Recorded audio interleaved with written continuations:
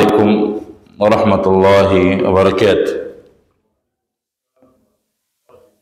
الحمد لله رب العالمين، ثم الصلاة والسلام على رسوله الأمين وعلى آله وصحبه ومن تبعهم بإحسان من يومنا هذا إلى يوم الدين، وبعد. Tukiendelea katika mlango wa tahara, ambao kwamba ndio itakuwa ni fasli ya mwisho katika tahara,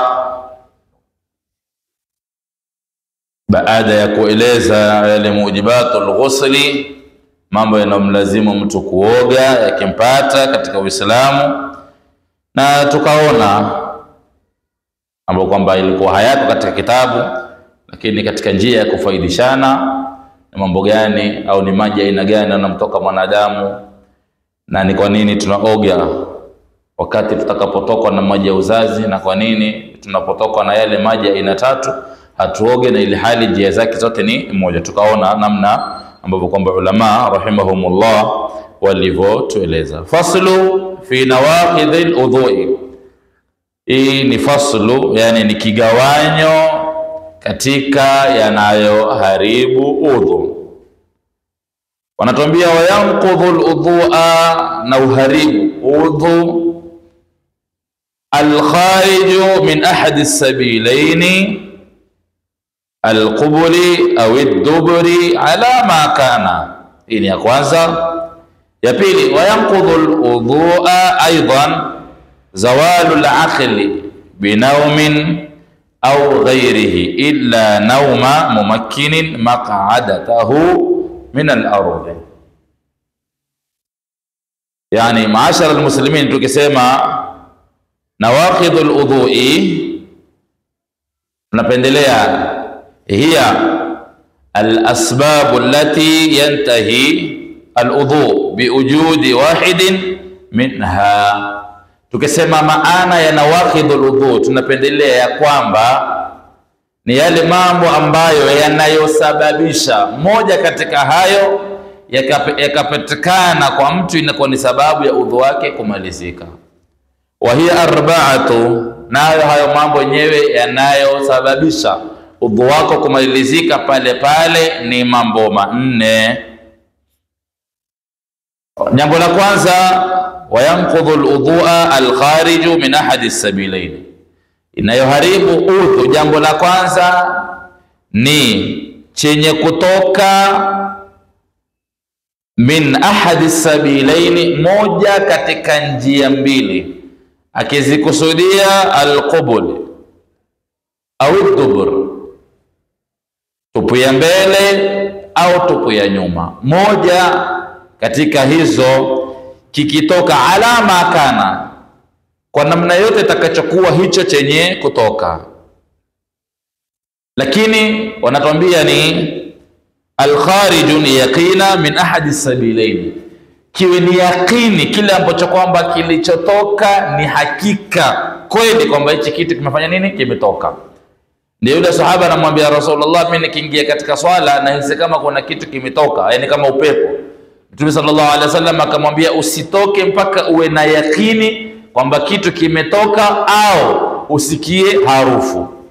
Ikiwa hutosikia harufu wala huja kuwa na yakini, ni wasiwasi, huyu ni shetani ya kuchezea, usitoke katika swala. Kwa hivyo ulama wanatuambia hicho chenye kutoka min ahadi sabilaini kiwe ni kitu ambacho kwamba ni yakini, si mambo ya kufikiria au ya kuwaza chenye kutoka. Min ahadi sabilaini qubuli, tena al-hayy au ad-duburi, chenye kutoka katika tupu ya mbele au nyuma kwa yule mtu ambaye kwamba yuko hai. Kisa wanasema ile alama kana sawaa, ni sawa sawa, kana al-khariju mu'tadan, kiwe chile chenye kutoka moja katika tupu mbili, kiwe ni kitu ambacho kwamba mu'tad, kimezoeleka. Hichi ndio kitu ambacho kwamba kawaida kinachotoka katika tupu ya mbele au nyuma. Akaeleza kabauli, kama vile vile haja ndogo, yani mkojo, wa ghaitin, na haja kubwa, warihin, na upepo. Hizi ni vitu ambavyo kwamba ni maarufu, vinavyojulikana kwamba hizi vitu vinatoka moja katika tupu mbili. Kwa hivyo anasema iwe ni sawa sawa hicho chenye kutoka ni kile ambacho kwamba kilichozoeleka kama hizi tulizozitaja, au ghairu mu'tad, au iwe ni kitu ambacho kwamba hakikuzoeleka, kadudin, kwa mfano mtu atoke na mdudu, au mtu anafano atoke na kijiwe katika tupu yake ya mbele au ya nyuma, au kijisumari fulani au kijimti fulani, maadamu kimetoka katika tupu ya mbele au ya nyuma, kiwe ni kitu ambacho kwamba kimezoeleka kutoka hapo ama hakikuzoeleka, kinachozingatiwa ni kwamba kimetoka, basi udhu wako tayari ushaharibika. Kwa sababu Mtume sallallahu alaihi wa alihi wasallam anatuambia kwamba haikubaliwi swala ya mmoja wenu atakapopatikana na hadathi. Yani hadath, kuna hadathul akbar na hadathul asghar. Yani hadath ni kitu imma kinachokulazimu wewe uchukue udhu, au kitu ambacho kwamba kinachokulazimu wewe uoge. Chochote kikikupata, basi tayari udhu wako ushaharibika. Hili ndio jambo la kwanza ambalo linaloharibu udhu. Tukiendelea jambo la pili, nasema yanqudhu al-udhu'a aidan, na vile vile huharibu udhu au udhu wako uharibika vile vile zawalul aqli, akili yako itakapoondoka, binaumin, imma akili, yani maana tunasema akili kuondoka ni kwamba unafanya mambo ambayo kwamba wewe mwenyewe hauelewi unafanya nini, au ukafanya jambo lau ukiulizwa kwamba ulifanya jambo fulani, hapana, mimi sikufanya hilo jambo. Kwa hivyo ni zawalul aqli. Jambo la pili ambalo kwamba linaloharibu udhu ni kuondoka kwa akili, binaumin, kwa kulala, au ghairihi, au kwa jambo linginelo lisiokuwa nini, lisiokuwa kulala, lakini akili yako ikafanya nini, ikaondoka. Kwa sababu akili itakapoondoka, ina maana unaweza ukafanya chochote ambacho kwamba ni chenye kukuharibia udhu bila wewe kufanya nini, bila wewe kujua. Kwa hivyo moja kwa moja ikaambiwa kule kuondoka kwa akili tayari ndio kuondoka na nini, na kwa udhu. Lakini wakatuambia illa nauma mumakkinin maq'adatahu min al-ardh, isipokuwa usingizi wa mtu ambaye kwamba aliyejimakinisha, aliyejituliza katika ardhi. Tutaona ni nini maana ya kujituliza. Zawalul aqli yaqinan, naona kuondokwa kwa akili kwa uhakika. Sisi kama mimi naona kama sijui kama siko sawa, yani wewe mwenyewe hujajijua, yani hujaonesha ishara zozote za kuonesha kwamba akili yako wewe haiko. Yani ni wasiwasi tu. Kuna watu wengine wana wasiwasi kupitiliza, ni mtu anaweza kwambia mbona najisikia kama nimegawanyika, yani naona kama hapa ni hii kipande cha juu ni kingine na hichi ni kingine. Hii ni wasiwasi, hii ni shetani tu. Hatusemi hivyo, yani akili iondoke kweli kabisa. Huyu ni mwandawazimu, huyu amelala, sawa. Anasema binaumin, kuondoka kwa akili kwa kulala, au jununi, naona yani njia ambazo kwamba zinazosababisha kwamba tukasema kwamba huyu mtu hana nini, hana akili, au jununin, au mwandawazimu, au ighma'in, au kuzimia, mtu akafent. Mtu akifent tayari udhu wake ushafanya nini, ushaharibika.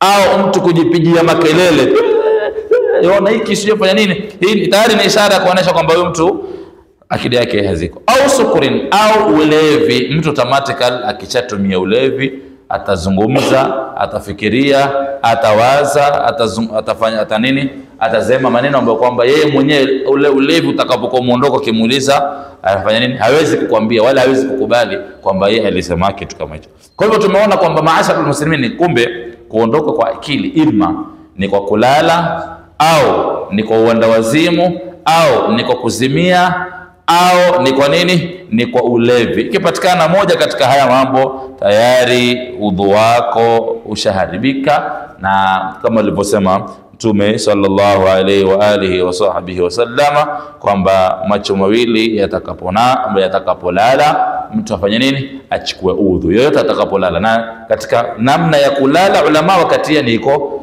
maana hapa makusudiwa yalikusudiwa kulala ni kwamba akili imefanya nini, imeondoka. Kwa hivyo katika ulevi na akili pia imefanya nini, imeondoka. Katika kuzimia akili nayo imefanya nini, imeondoka. Kujipigia makelele akili nayo imefanya nini, imeondoka. Sasa Hapa tumesema nini? Binaumin, kwa kulala. Ina maana ya kwamba automatically imeingia kwamba an-nu'as, kule kusinzia, kudona kule, sawa, fala yanqudhu al-udhu bihi, udhu hawezi kuharibika kwa sababu ya kudona. Kwa sababu gani? Wa min alamati an-nu'asi, anasema yani tutaka kujua kwamba mtu ilikuwa amelala, hoja kuna kulala na kuna kufanya nini? Kusinzia. Allah anasema katika Al-Qur'anul Karim, la ta'khudhuhu sinatun wala naum, Allah hapatikani na pepesi za kulala, yani usingizi mwanzo nuas, sawa, au sina ni ule usingizi wa mwanzo ile mtu analala mara anashtuka. Mtume Allah tabaraka taala anajitakasa, la ta'khudhuhu sinatun wala naum, Allah hasinzi wala halali. Kwa hivyo kuna kusinzia, kuna na kufanya nini? Na kulala. Hizi ni vitu viwili tofauti. Kwa hivyo kinachoharibu udhu si kusinzia, kinachoharibu udhu ni nini? Ni kulala. Na utajuaje kwamba mimi nimelala au nimesinzia? Ulama wanatuambia min alamati nuasi, na miongoni mwa alama ya kujijua kwamba wewe ulikuwa umefanya nini, umesinzia au kulala, sama'u kalamil hadirin wa illa yafahamu, ni kusikia yale maneno ya wale ambao kwamba waliokaa karibu na wewe wakizungumza, hata kama ile maneno ukufahamu yazungumza nini, lakini unajua kwamba huyu fulani anayezungumza, lakini wala nimesikia mkizungumza, lakini kama ile maneno kwa kinijia kama kinipotea, wewe hujalala. Hii ni nuas. Hapo udhu wako hujafanya nini? Haujaharibika.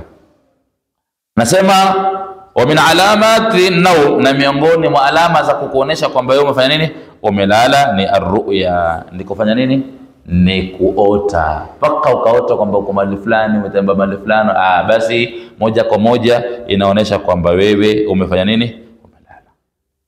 Anasema sasa, falau shakka hal nama au na'at, mtu atakapokuwa na shaka, je, mimi nimelala au nimesinzia, nimelala kile usingizi ama ni zile mwanzo tu wa usingizi, basi anasema kwamba atajijengea yakini kwamba yeye hakufanya nini, hakulala, wala hana haja kufanya nini, hana haja ya udhu. Paka kuwa na shaka kwamba nimelala ama sikulala, inamaanisha nyingi inayoingia akilini kwamba wewe kufanya nini, hukulala. Kama umelala moja kwa moja tutajijua kwamba wewe umelala. Vile vile pia wanatuambia kwamba hajaribu udhu mtu aliyelala lakini binaumi almumakkin maq'adatahu min maqarrihi, mtu ambaye kwamba aliyetulia katika ile sehemu aliyokaa, hata kama amelala. Hatuzungumzi nuasi tumeona iharibu udhu, yani ile kusinzia tumesema iharibu udhu. Sasa tunasema katika huko kulala, kumbe si mlalo wote ambao kwamba ukilala lazima ufanye nini, utawadhi. Kumbe kuna baadhi ya milalo ukilala udhu wako uko pale.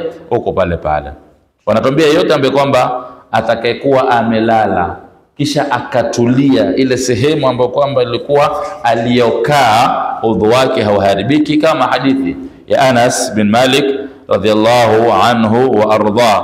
Alisema kwamba walikuwa masahaba wa Mtume sallallahu alaihi wa alihi wasallam yantadhiruna al-isha al-akhirah. Ilikuwa nyingine Mtume sallallahu akichelewesha. Unajua katika swalatul isha ni katika swala ambapo kwamba ilikuwa Mtume sallallahu hana wakati maalumu kwamba huo ndio alikuwa akiswali. Mtume sallallahu mara nyingine akichelewesha, mara nyingine Mtume alikuwa akiingia msikitini, utakuta kuna baadhi wengine wanapiga kelele. Yule mtu haelewi maskini na mtu hataki kuuliza. Utakuta kama maimamu mtu anaweza kuingia msikitini, kwa ile time imefanya nini? Imefika ile time ya kawaida tunayoswali. Lakini akiangalia wale walio msikitini ni watu wangapi? Watano. Na kuna watu 15 pale katika nini, mahali pa kutawadha na tawadha. Kwa hivyo tukimswala wote wale kwa takbiratul ihram kwa sababu ya hawa watu watano, ni sawa kweli? Hapana. Ama unajua wazi kabisa, ngoja tukivuta kidogo watu watafanya nini? Watakuja. Hivi ndio ilivyokuwa Mtume. Ndio maana ulama wanatuambia kwamba adhan, yule ambaye kwamba aliyoajiriwa pale mahali pa kuadhini, adhana ni haki yake. Yeye ataadhini. Time ikifanya nini? Ikifika hakuna mtu atakayemwongelea ataadhini. Lakini iqama ni haki ya nani? Ya imamu. Imamu kwa baba na qimu sasa. Subiri kidogo. Basi. Lakini kuna mwingine wewe akisha kuingia kashasimama hapa, ankusimama mbele ya kuangalia saa. Haraka hiyo ni nini? Wali'idhu billahi min dhalika, Mungu atuhifadhi tusije tukawa kama yule mmoja anasema kwamba muumini akiingia msikitini ni kama vile samaki akiwa ndani ya nini, ya maji, wasikia raha, yuwacheza, yuwaruka, yuwafurahia. Lakini mnafiki akiingia ndani ya msikiti ni kama vile ule ndege aliyoingia katika kile kijijumba chake, atamani tu fanya nini, atoke tu kuswalia kumaliza, salamu alaykum wa rahmatullahi, mmoja huyo mtu ashangaa, Ndio maana utakuta mtu akiswali peke yake akiingia dakika 3 tu atajamaliza. Mpaka unajiuliza huyu ameswali kweli ama alikuwa kuna kitu ameenda kuangalia? Kumbe alikuwa ameswali. Waliyadhu billahi min dhalika. Kwa hivyo Mtume sallallahu alaihi wa alihi wasallam kuna wadhini wake ambao kwamba nani? Ni Bilal. Ilikuwa kukimiwi. Tofauti na sisi ambao kwamba adabu zetu ni ndogo. Kiingia kidogo timamu akitelewa dakika 2 tu. Kimu. Kwa nini ni nani? Kwa nini si chochote na wewe ni nani kwa? Mimi si chochote sasa. Tatizo la kujifanya ni bora zaidi. Mtume sallallahu alaihi wasallam ukiadhini msikitini kwake na alikuwa kukimiwi mpaka Mtume sallallahu alaihi wasallam afike. Mtume anasema Anas anasema kwamba watu walikuwa wakikaa msikitini mpaka wakidona hivi. Wakidona wakirudi. Wakisubiri Mtume hajakuja wakidona. Angalia watu walikuwa na adabu. Tofauti na sisi. Kwa hiyo ni Mtume sallallahu alaihi wasallam lakini tunamfuata nani sisi? Tunafuata Mtume sallallahu alaihi wa alihi wasallam. Lakini hapa makusudio ni kwamba kule kudona, yani kwamba umesinzia na makalio yako yamekaa chini vizuri. Sawa? Hii haiharibu udhu. Hata udhoni kiasi gani uende ukirudi pale kama Anas alivyokuwa akisema kwamba masahaba wa Mtume sallallahu alaihi wasallam walikuwa kidona mpaka Mtume alikuwa akija, wala hakuna mtu anayetoka kwenda kufanya nini? Kuchukua udhu. Mtume sallallahu alaihi wasallam akiingia na bali Mtume alikuwa akisema laula an shuka ala ummati, lau ingelikuwa sioni uzito kwa ummati wangu ningelamrisha ni swali kwa wakati huu. Yani isha imechelewa labda saa 3 huko enda saa 3:30, lakini vile watu wamechoka vile nini Isa ina haja wacha tufanye nini? Tukimu na tuswali. Tumeelewana? Asante maashara msalimi. Kuna makilio kivipi umekelia vizuri. Wakati ukikunja sasa sasa ulama wanatuambia yani maana ya kwamba mtu ametulia katika kule kukaa kwake ni kwamba jambo la kwanza asiende mpaka akaanguka hivi. Ukienda yani makelele yako akiondoka yakirudi udhu wako ushaharibika. Hili jambo la kwanza, sharti ya kwanza. Sharti ya pili wanasema utakapoinuka ujikute vile ulivyokaa ndio vile ulivyokuwa umelala. Yani vile ulikuwa umekaa ukipata fahamu ukijitukia kwa uko hivi udhu wako ushaharibika. Uwe mwenyesha miguu uwe umekaa. Vovote utakapokuwa bora kama makalio yako yamefanya nini? Yamejarati. Au wanasema sharti ya tatu utakapoinuka ukawa kuna mtu kando akakwambia bwana nimesikia kitu kimefanya nini? Kimetoka ulivyokuwa umelala, basi udhu wako utakuwa umeharibika. Ama kuna mtu baada nasi kwambia kitu chochote kwamba umelala bwana paka umeenda hivi wewe. Akikwambia pia umelala paka umeenda hivi wewe bila mwenye kujifahamu pia udhu wako umeharibika. Ni hizi ndio sharti tatu ambazo kwa ulama walizoziweka ya kwamba mtu amelala na makalio yake au kule kulala kwake amekaa katika Mwenyezi Mungu tujalie min alladhina yastami'una alqawla fayattabi'una hasana. Assalamu alaykum wa rahmatullahi wa barakatuh.